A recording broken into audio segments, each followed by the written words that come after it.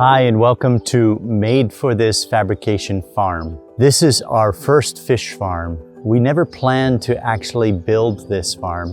One of our neighbors came to us one day and said to us, "You know, I'm getting old. I can't manage this land anymore.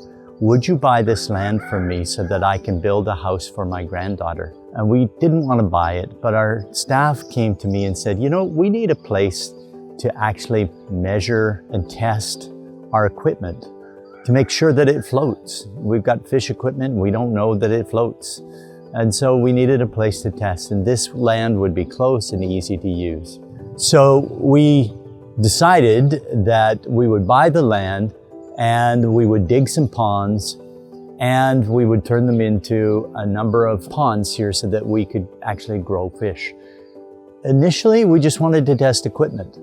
But then since we had the ponds, we said, well, why don't we put some fish in and try our hand at fish farming? And that began our journey.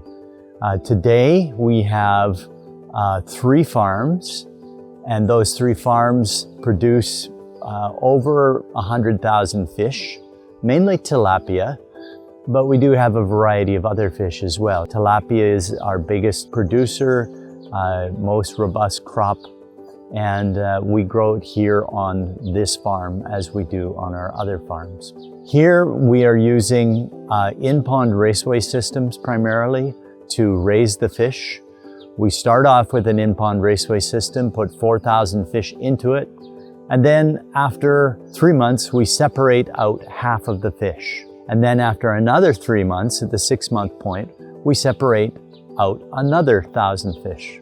So at the end of a 6-month period, we started with 4 months, but we end up with 1,000 fish. The rest of the fish, the 3,000, get transferred into larger cages called hoppas. And those hoppas allow the fish to grow and to exercise and to get bigger. And so we use a combination of these cages to be able to do this. On this farm, we have 4 people working 24 hours a day, 7 days a week, because the fish need to be taken care of.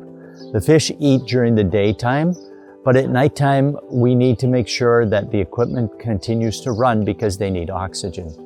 Oxygen is a key important ingredient when you are raising fish in close quarters, because they will quickly use up any of the oxygen in the water unless we are constantly putting oxygen back in. This property is probably at its maximum right now in terms of what we can do on the ponds here.